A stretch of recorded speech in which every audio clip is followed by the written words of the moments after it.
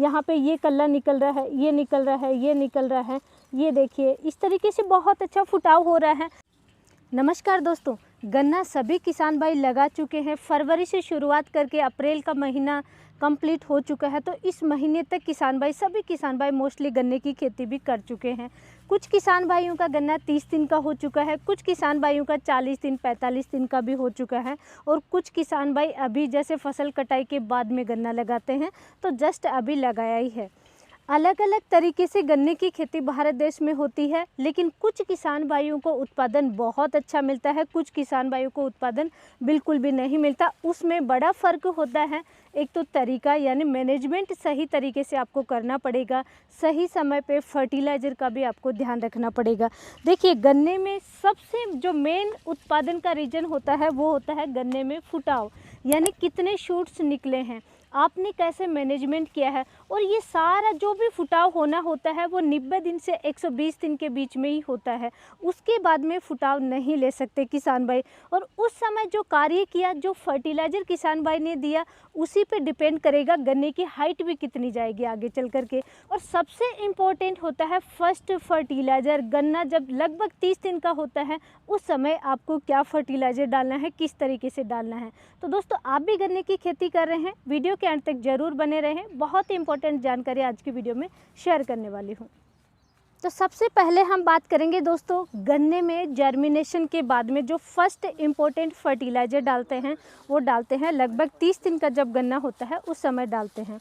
और 30 दिन का या 25 दिन का, कुछ किसान भाई 20 दिन पे भी डालते हैं, तो कुछ किसान भाई 15 दिन का गन्ना होता है उस समय डालते हैं। लेकिन सबसे ज़्यादा डिपेंड करेगा गन्ने में जर्मिनेशन कितने दिन बाद में हुआ है, ये सबसे ज़्यादा डिपेंड करता है, और कौन से एरिया में कर रहे हैं। जैसे गन्ने की खेती की हम बात करें तो उत्तर प्रदेश, यूपी है जो कि सबसे बड़ा उत्पादक राज्य है गन्ने में।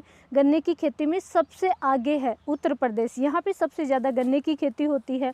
वहीं तमिलनाडु है, कर्नाटक है, महाराष्ट्र है, पंजाब, हरियाणा, बहुत सारे राज्यों में गन्ने की खेती होती है। और सभी राज्यों में अलग अलग विधि से गन्ने की खेती होती है, लेकिन वो अभी लगाने का समय निकल चुका है, इसलिए हम अलग अलग विधियों पे बात नहीं करेंगे। हम बात करेंगे गन्ने में फर्टिलाइज़र। सबसे पहला इम्पोर्टेंट फर्टिगेशन आपको कब देना है और क्या क्या देना है। तो सबसे जो पहला इम्पोर्टेंट फर्टिलाइज़र डालना है वो डालना है दोस्तों, गन्ना जब 30 दिन का हो जाएगा उस समय आपको डालना चाहिए। और ये जो मैं खड़ी हूँ यहाँ पे, ये 30 दिन से ज़्यादा का समय हो चुका है। इसमें आप देखेंगे तो देखिए दोस्तों, सूट्स भी निकल रहे हैं, ये देखिए। लेकिन यहाँ पे ये देखिए, मैं आपको कल्ले दिखाऊं तो दोस्तों ये देखिए, यहाँ पे ये कल्ला निकल रहा है, ये निकल रहा है, ये निकल रहा है, ये देखिए इस तरीके से बहुत अच्छा फुटाव हो रहा है। लेकिन मदर सूट की जहाँ पे तुड़ाई नहीं करते हैं वहाँ पे फुटाव थोड़ा कम होता है। और शुरू में ही 90 दिन से पहले अच्छा मैनेजमेंट किया तो वहाँ पे फुटाव और भी ज़्यादा अच्छा होता है, और जहाँ पे मैनेजमेंट कम रहा तो वहाँ फुटाव कम होता है। तो सबसे पहला फर्टिलाइज़र आपको डालना है जब गन्ना 30 दिन का हो जाएगा उस समय डालना है। और ऐसे नहीं डायरेक्ट छिड़काव करके आपको नहीं डालना है, डालते समय आपको ज़रूर ध्यान रखना चाहिए। देखिए, आपका गन्ने का पेड़ ये है, जड़ें इस साइड भी हैं, इस साइड भी हैं, चारों साइड में जड़ें होती हैं।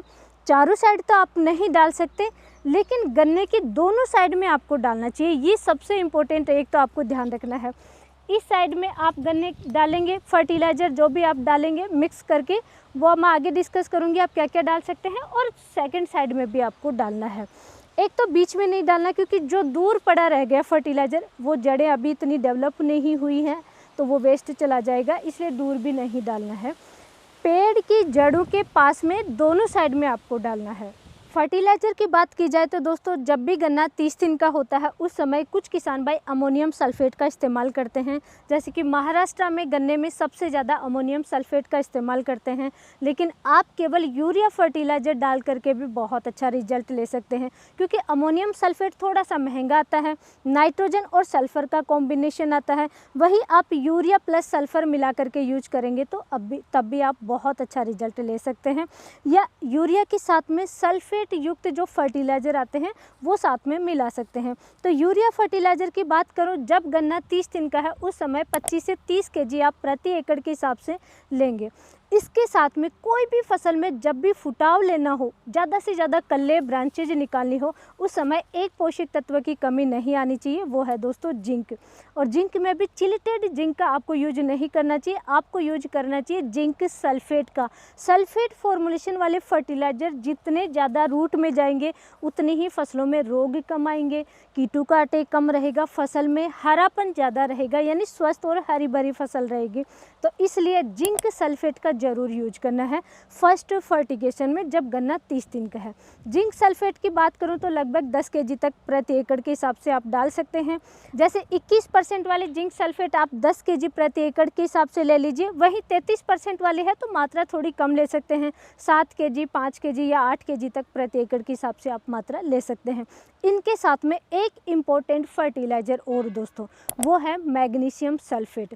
गन्ने में मैग्नीशियम सल्फेट के रिजल्ट बहुत अच्छे देखने को मिले हैं जो भी किसान भाई यूज करते हैं, क्योंकि पत्तियों में हरापन बहुत अच्छा होना चाहिए। फोटोसिंथेसिस की प्रक्रिया कंप्लीट होने के लिए मैग्नीशियम भी ज़रूरी पोषक तत्व है, इसलिए आपको मैग्नीशियम सल्फेट का भी ज़रूर इस्तेमाल करना है। मैग्नीशियम सल्फेट की बात करूँ तो वही 10 kg प्रति एकड़ के हिसाब से इन्हीं फर्टिलाइज़र के साथ में लेना है। इनके साथ में 2 जादुई फर्टिलाइज़र आपको ज़रूर यूज करना है। लंबे समय से हम किसान भाइयों से यूज करवाते हैं और उनको बहुत अच्छा रिजल्ट मिल रहा है, तो आपने आज तक यूज नहीं किया है, आपको भी ज़रूर यूज करना है।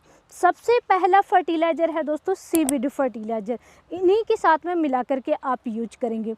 अब सीवीड फर्टिलाइज़र 10% 5% वाले का रिजल्ट इतना अच्छा नहीं मिलेगा, 80% शुद्ध आता है, पाउडर फॉर्म में आता है, उस सीवीड फर्टिलाइज़र का आपको इस्तेमाल करना है। और आप इन्हीं फर्टिलाइज़र के साथ में मिला करके यूज करेंगे 1.5 से 2 kg प्रति एकड़ के हिसाब से। दोस्तों सीवीड फर्टिलाइज़र इसलिए कि आगे चल करके आपको किसी भी टाइप के हार्मोन का यूज नहीं करना पड़ेगा। गन्ने में सबसे ज़्यादा ऑक्सिन हार्मोन का बहुत यूज होता है, फुटाव के समय साइटोकाइनिन का यूज होता है, वहीं जिब्रेलिन हार्मोन का भी बहुत यूज होता है। तो ऑक्सिन, साइटोकाइनिन, जिब्रेलिन जो प्लांट हार्मोन होते हैं वो शुद्ध सीवीड फर्टिलाइज़र में आते हैं। और भी बहुत तरीके के पोषक तत्व भी होते हैं, तो शुद्ध सीवीड फर्टिलाइज़र आप जरूर डालिए 1.5 से 2 kg प्रति एकड़ के हिसाब से। इसी के साथ में दोस्तों गन्ना है वो शुरू से जो फुटाव हो रहा है वो थोड़े से मोटा भी होना चाहिए, और उसमें शुरू से अगर स्टोरेज बढ़ेगा तो आगे चल कर के फुटाव तो रहेगा ही रहेगा, गन्ने की साइज यानी मोटाई भी शुरू से ही बहुत अच्छी बढ़ती जाएगी। पत्तियां हैं वो मोटी रहेंगी थोड़ी सी, और मोटी रहेंगी तो उसमें रोग और कीट भी कम आएंगे। और आप जो फर्टिलाइज़र डाल रहे हैं, देखिए मिट्टी का पीएच कहीं पे बहुत कम होता है, कहीं पे मिट्टी का पीएच बहुत हाई होता है, और हाई पीएच की वजह से या बहुत ज़्यादा लो पीएच की वजह से पोषक तत्व पौधा कई बार अपटेक नहीं कर पाता है, पौधा स्ट्रेस में जाने लग जाता है। तो पौधे को पोषक तत्व, अन्य पोषक तत्व जो मिट्टी में पड़े हैं वो अपटेक करवाने का काम भी करेगा। ये जो जादुई फर्टिलाइज़र होता है ये होता है दोस्तों फुलविक एसिड। आप सभी किसान भाई ह्यूमिक एसिड डालते हैं, ह्यूमिक वाला भी सारा काम करता है फुलविक एसिड। तो दोस्तों अब से जब भी आप मेरा वीडियो देख रहे हैं, ह्यूमिक एसिड की जगह आपको यूज करना है फुलविक एसिड।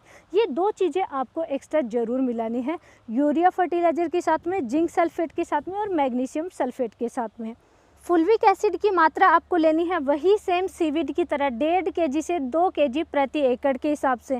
और फुलविक एसिड भी दोस्तों पाउडर फॉर्म में आता है, बिल्कुल अगर उसको आप घोलोगे घुलेगा तो गुड़ जैसे, लिक्विड गुड़ जैसी खुशबू आती है, अलग ही तरीके की खुशबू आती है। इस फुलविक एसिड का इस्तेमाल करना है जो 80% शुद्ध आता है और 100% वाटर सोल्यूबल आता है। इन 2 फर्टिलाइज़र का गन्ने की फसल में ज़रूर इस्तेमाल कीजिए।